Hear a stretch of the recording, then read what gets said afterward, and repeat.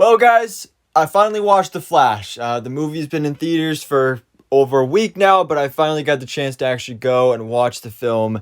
And, of course, unfortunately, like most other comic book movies and superhero movies in recent years, this one's quite divisive and controversial. I've noticed that a lot of people hate it, some people really love it.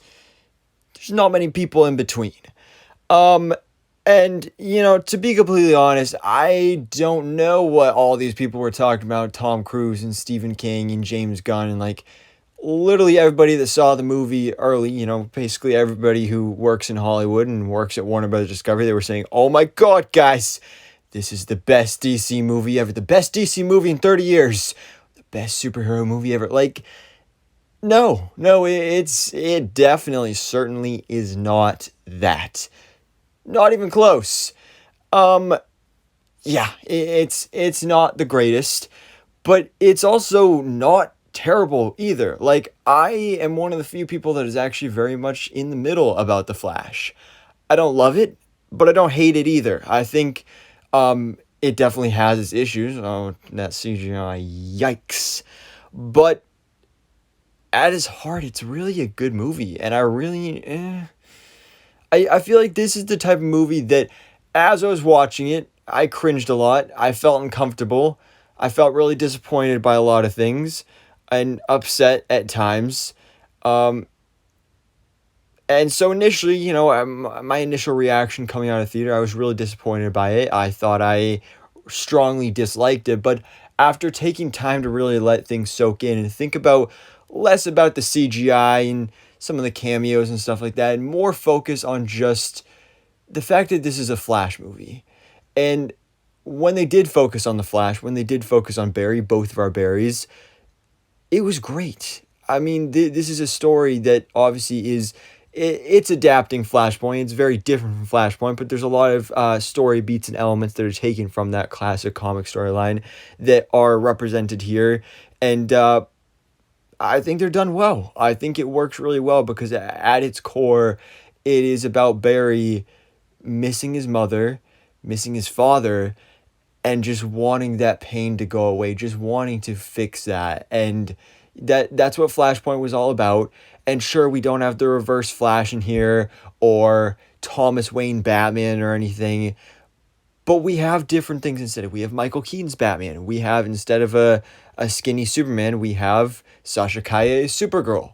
And there's other parts to it as well that really make it different, but I think it works. It's in a good way. I really love that element of it. And having these two Barrys, I thought would be not the greatest, especially because, one Ezra Miller is bad enough. And, putting all that aside, I'm not a fan of Ezra Miller as a person. I think they should pay for their crimes and, justice should be served and all that. But as an actor and their performance in this film, it was amazing. I mean, it's already hard enough to play two different characters in the same movie, but to so brilliantly showcase how incredibly different these two characters are, um, is tough. And Ezra Miller did that, and so incredibly well, because especially I've never been a fan of Ezra Miller's Flash. I didn't like them in the original 2017 Justice League. I didn't like them in even the Snyder Cut. I mean, I liked Ezra a little bit better in that movie, but this film actually really turned me around on the character, because up until this point, Ezra's Barry was just the comedic side character that was just cracking jokes and silly and doing all that stuff. But in this movie, our main Barry from the DCU is an actual serious emotion driven character, and he's smart, and the way they showcase his powers I think was great. The lore behind his powers I think was amazing as well. And especially when you introduce that Barry to the younger Barry, which I do not at all believe that this is supposed to be an 18-year-old version of Barry, but whatever. It really is a nice juxtaposition from our main Barry, because they're very different. And again, going into this, I wasn't expecting that, because that's just how Ezra Miller's Barry was in the other Justice League movies. So seeing that on display here, I think was really great, and I really, really enjoyed that aspect of the character, and how they were portrayed in this film. Now, of course, we do have Michael Keane back as Batman, who I've never been super attached to those original Tim Burton Batman movies. I mean, I like them for what they are, but I'm not like a super huge fan of them. So him coming back, it wasn't huge nostalgia for me. It wasn't like anything like that. But I mean, it was cool. I feel like he was a little too silly at points, and that is one thing I want to hit on as well as the comedy. This is a really funny movie. Like this, honestly, The Flash is hilarious. At times, like it's really, really good. It's really, really funny. But then there's other times where it feels like Thor: Love and Thunder, like really forced comedy that doesn't work and is just weird and cringy. And there was a lot of that, for sure. But Michael Keaton's Batman, other than his introduction scene, was pretty good for the most part. Sasha Calle's Supergirl was amazing though. I mean, she was perfectly cast. I mean, you can see if you watch interviews with her how much she cares about this character. So I honestly really do hope that they continue with her in the role for Supergirl Woman of Tomorrow that of course James Gunn is developing. I'm hoping that's something they do because she's just perfect for Supergirl.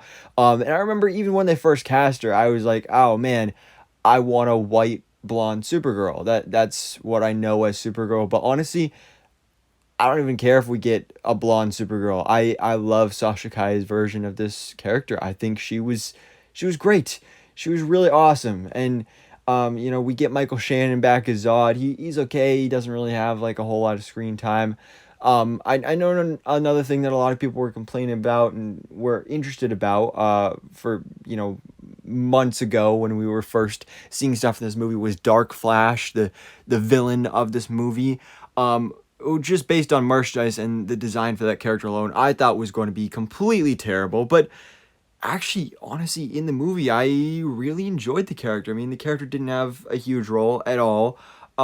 But I really enjoyed the character actually. Like really surprisingly, I think like yeah, I don't want to go any further because of spoilers or anything, but yeah, overall the Flash was actually pretty good. I mean, obviously, the big blatant problem with this movie is just the CGI, and it's so sad because there's so many moments of this movie that could be so good, could either be really funny, or there's moments that should be really emotionally sad and emotionally driven, but just you get taken out of it because of the poor CGI quality. Like, and when I mean poor CGI quality, I mean like really, really bad.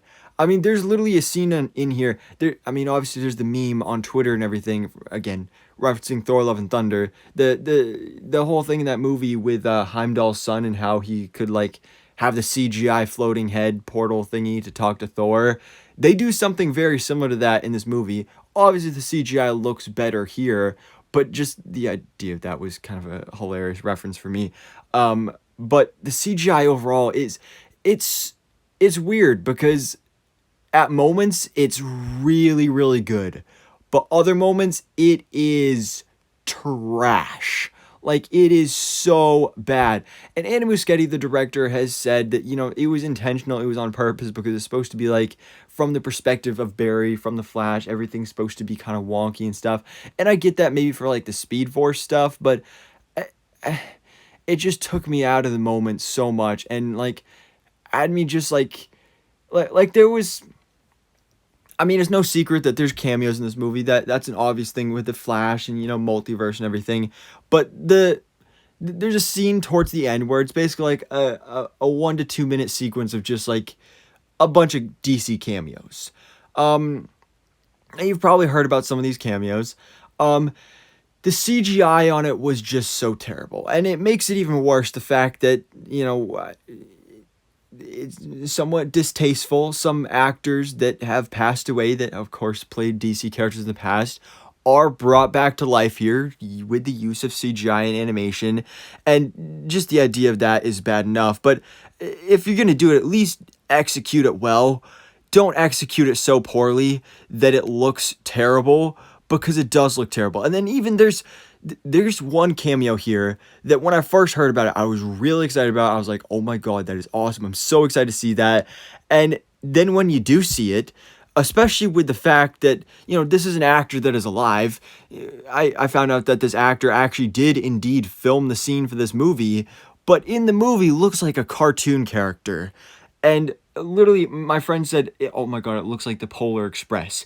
And hot take here, but I hate the Polar Express because of that animation. Like, that animation style in that movie is scary. And these cameos in this movie literally look like the Polar Express. It's disturbing. I cried watching some of these cameos because of how bad it looked and how just dishonorable it was. It was disturbing. But, on a brighter note, other than that, other than the CGI, it was a decent movie. Again, it's not the greatest ever, but it wasn't terrible. I think the message and the story at its core and the focus on Barry as a character and the performance from Ezra was great.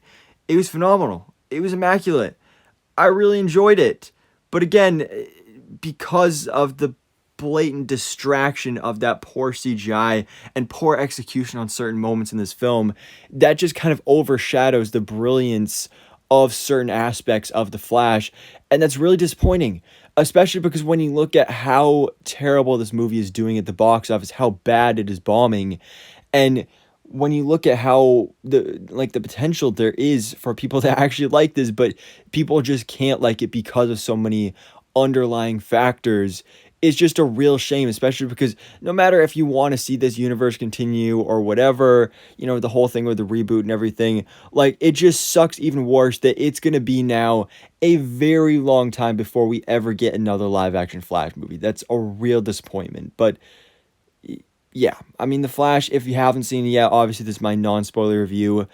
I recommend going and seeing it. It's definitely an experience. Again, I think you'll have to kind of really let it soak in and really deconstruct it and really think about the core of the film rather than just the overshadowing elements, because there's just so much going on here. So, of course, I'll be doing a spoiler review and a breakdown later on, but for now, guys, let me know your thoughts in the comments below. No spoilers. What did you think about The Flash? If you've seen it yet, and if you haven't seen it yet, what are you most looking forward to? But for now, guys, thanks for watching. Please drop a like if you enjoyed this video and hit the subscribe button so I can keep you up to date on everything that goes on in the DC life.